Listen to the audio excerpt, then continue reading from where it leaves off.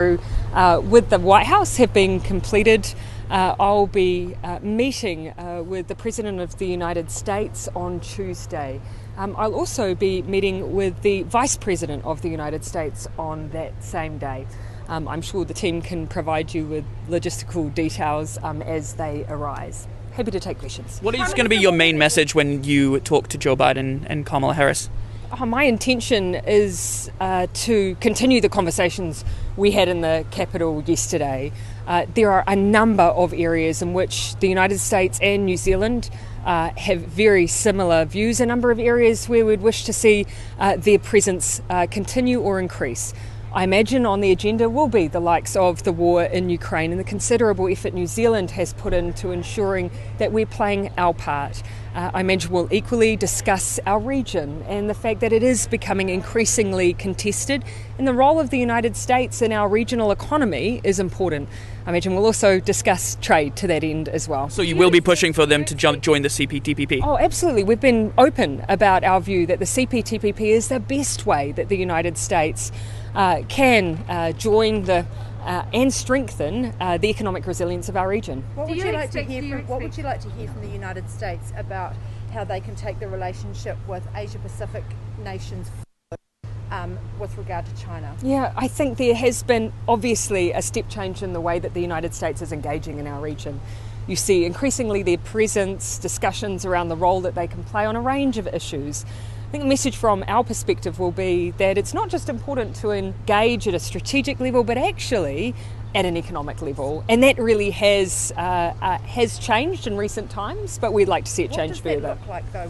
What would you specifically, I mean, is it enough, IPEF, for example? Look, the Indo-Pacific Economic Framework demonstrates that they've heard the region and our call for that greater engagement.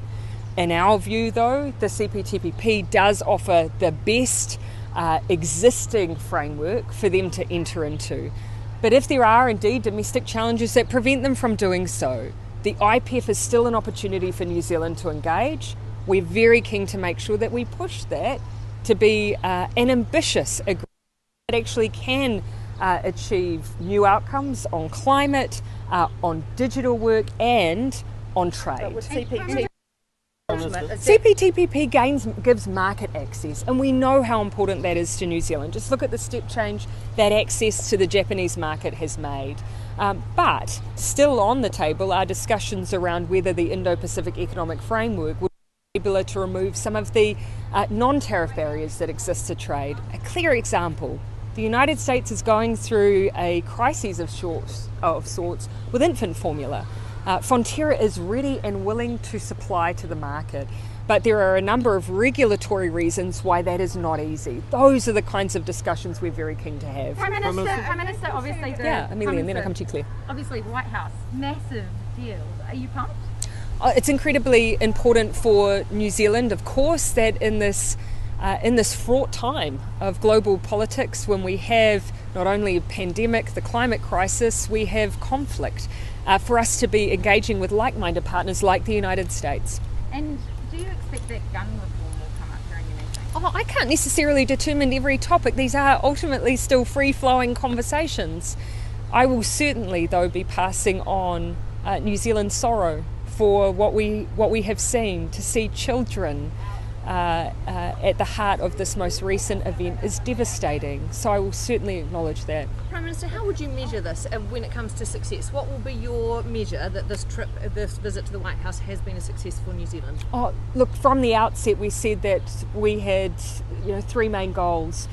Firstly, making sure that the world hears that New Zealand is open for business. And that, of course, means from a tourism perspective, in our third largest market by arrivals, that message really shines through. The second, of course, is trade and investment. The United States presents a huge range of opportunities, and our business delegates are here to make the most of those. But thirdly, that political engagement is really important to us. And this time, making sure we have strong relationships with the likes of the United States while we have the war in Ukraine and increasing tension in our region is important. There's no actual tangible outcome you would mark as a measure of success? Well, look, from the individual perspective of those who are part of our business delegations, they do have things that they are individually seeking, and my role here is to help support them and help open doors for them. I'm also here, of course, to continue to push for those agendas which advantage New Zealand. Trade is one of them, and free trade agreements, but also new emerging opportunities in trade like the IPEF. Yeah, Claire. Can you say whether or not you're getting concerned at all that you will be asked to pick a side between the US and China, and how you would negotiate deepening your relations with the US, especially if they ask for more?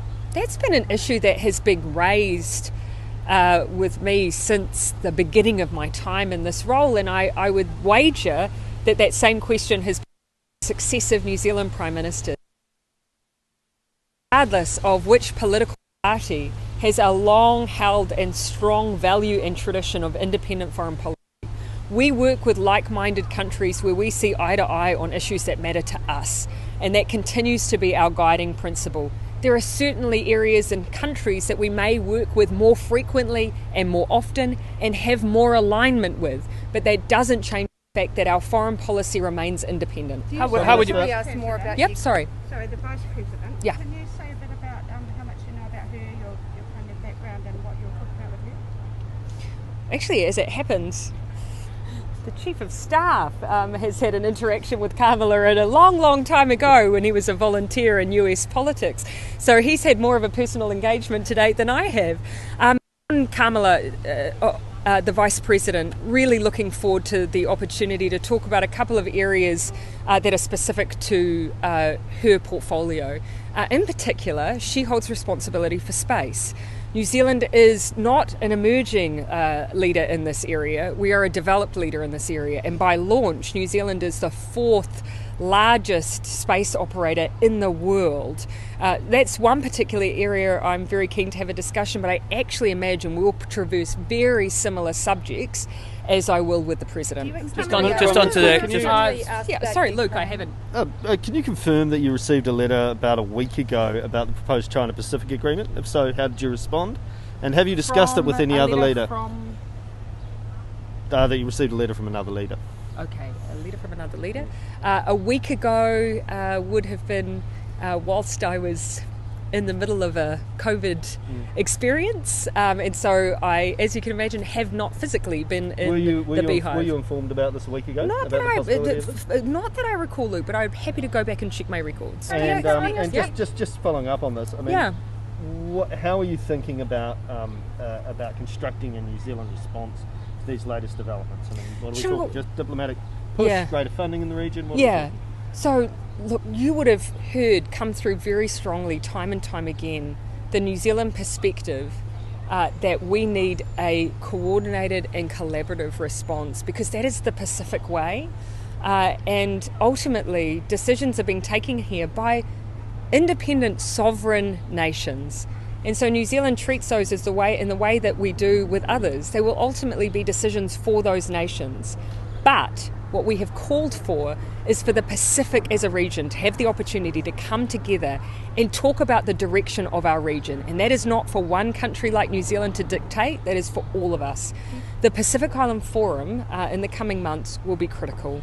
That will be the chance to revisit the Biki Tawa Declaration and ask ourselves, have we fulfilled the objectives we set ourselves, which was first and foremost to look to one another as a Pacific family to respond to the security issues that we may have.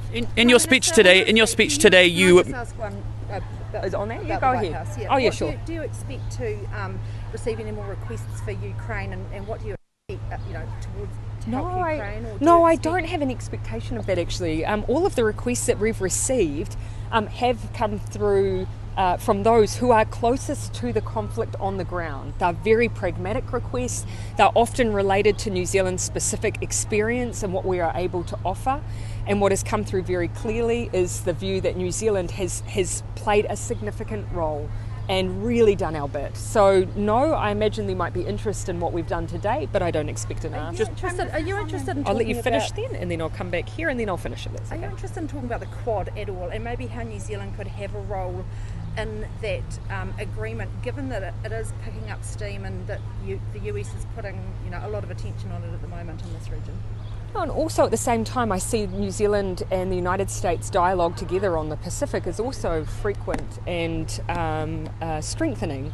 I imagine that we'll likely have a discussion around the outcome of Quad, not necessarily because of it being Quad, but it being one of the most recent engagements between the President and the new Prime Minister of Australia, and of course the more recent Prime Minister in Japan. So actually at a bilateral level, I imagine that'll be the reason it comes up. Prime Minister, just on your speech today. today. And then I'll finish with you, Amelia. Just on your speech today, the applause by quite was when you were talking about New Zealand's gun reforms. Yeah. Why didn't you use today as a platform to tell the US that they needed to go further when it comes to gun reforms? Look, you could pick any number of topics that would be considered timely and important. But when we think about the experience that we've had in multiple areas, the issues that I touched on today are unfinished business for many of us. It's not just, I did not come here to solely speak about an issue important to the United States. I came to speak about an issue that from New Zealand's perspective I consider important and that I actually think has far-reaching ramifications for all of us. And Amelia. Yeah, on your speech, on sort of the applause for gun reform, Yeah. but also for abortion. Yeah. Can you almost sense, sort of the frustration here on both of those points to get that response?